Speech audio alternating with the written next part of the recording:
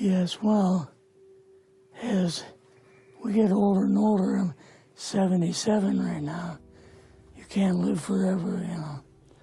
So if this procedure I'm going to have to clean the blood doesn't work, then I've got probably a few more months to make it before my kidneys shut down, you know. So that's kind of why I'm kind of going along with the interview at this time. La CIA es una de las mayores agencias de inteligencia del gobierno de Estados Unidos y al mismo tiempo es una de las más poderosas en todo el mundo. Tal vez nunca sepamos a ciencia cierta qué nos esconden, o tal vez eso pensaron ellos. Este exagente de la CIA es también un hombre con una enfermedad que acabará con su vida en un par de meses.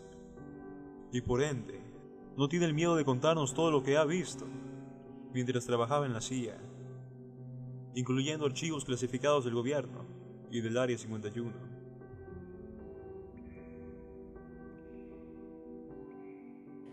I started working with him on the project he was on, and that was Project Blue Book, which was kind of partially a fraud. You're saying some of the Blue Book cases were, Yes. were completely fictitious? Yes.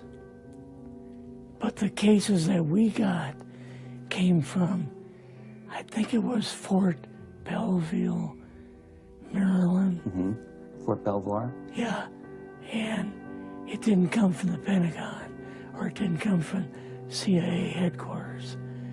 But we would get reports about a certain sighting that they had in Mexico or Italy or something like that. And then we had people that would follow through on it, that would go out and interview the people to see if they were nutcases. But my boss filled me in on Project Blue Book and what they had found so far, as far as grays and aliens and the Roswell incident. How did you feel when this first got dumped on you? When you first learned about this? I was just kind of overwhelmed with all of this, you know. And I said to him, I don't know if I'm going to be able to be a judge of this type of thing. What's real, what's not, when I don't have much knowledge of it, you know. And then the other thing is, of course, you really weren't able to tell family or close friends, obviously. No, I couldn't tell anybody. In fact, I had to take a vow that I wouldn't tell anybody. A lot of it for 40 years, and more of it for 50 years, which is up in...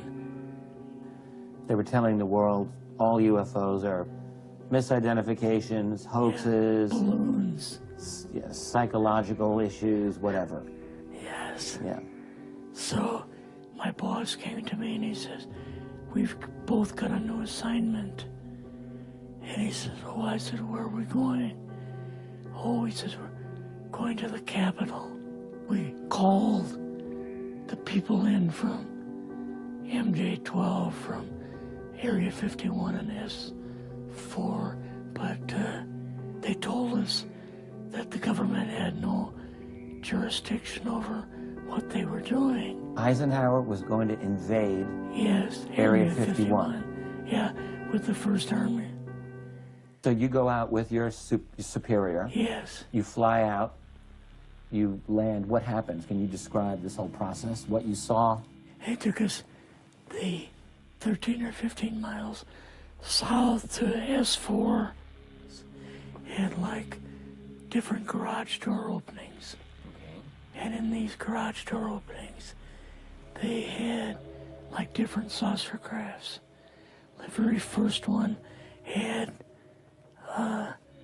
the Roswell craft in. It was kind of crashed up, but apparently every alien that was in it died except for a couple. So you see the Roswell craft, and what are some of the others that you see? Well, the Roswell craft was really strange because it looked like real heavy aluminum foil. We could rock next to it, and you could rock it. The whole thing probably weighed 150, 300 pounds. Could they tell what the source of power was of this craft? Yeah, it was like a reverse gravitational thing of some kind. In fact, one later on, I got the mathematical code for reversing gravity in a 3x5 card. I guess there are different types of grays and so on. How did you see that evidence? Well, at the later on at S4, we viewed the autopsy film, and then the colonel said, "What we've got in here is we're interviewing a gray alien." All right, right there. How did you feel at that moment? Well, I thought, boy, we had no idea we were going to see the real thing. All we saw was film. You had to have a little bit of heart racing Yes. at that moment. My boss was able to go in and had a partial interview with him. So what did this gray alien look like? Could you describe him a little bit? This one looked a little bit oriental. So I'm just wondering if it looked almost human, what about this didn't look human? No, it didn't look human as far as the skin tone and basically the shape of it and the size. How was its head size compared with a normal human, for example? Brain was kind of a little bit bigger, and some of the nose was very, very small, and the ears were just like holes. Mouth was very small. You and your supervisor, Yeah. superior officer, and now you're meeting with the president? Yes. Can you describe this? Well, we met with him in, the second story of the old OSS warehouse building. And Eisenhower and Nixon were there. And also Hoover was there. So he asked us what was going on. And we told him about the alien and the whole situation. And the black projects and so on. And he was just totally shocked. He appeared for the first time to be worried. You know, like he was worried. I would think that Eisenhower would, he certainly knew that flying saucers were real. Yes. He knew that there were aliens. So I guess I'm just wondering, what would he have been, really surprised about? Surprised about the black programs. Eisenhower said, "Gotta keep this thing completely secret. You know, can't talk about this."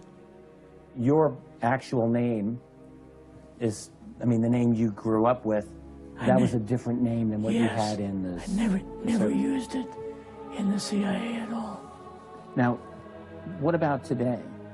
You're going on the public record, and this is still sensitive information, even though earlier you talked about, security oaths that maybe expire after a certain period of 50 time, years.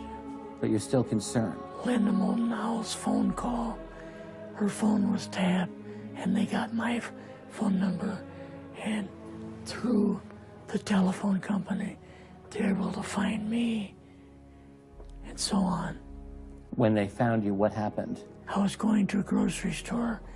Two guys in black suits come out of a black Lincoln town car and came over to see me. And they told me that I better not publish anything or talk to Linda about any more things.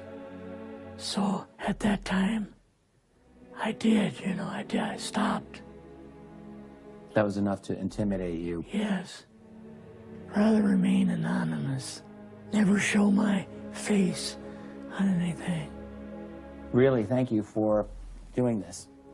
Yes, this was, I guess, kind of a good idea because I feel much better having talked about it. I kind of feel like there's a load off my shoulders. Really?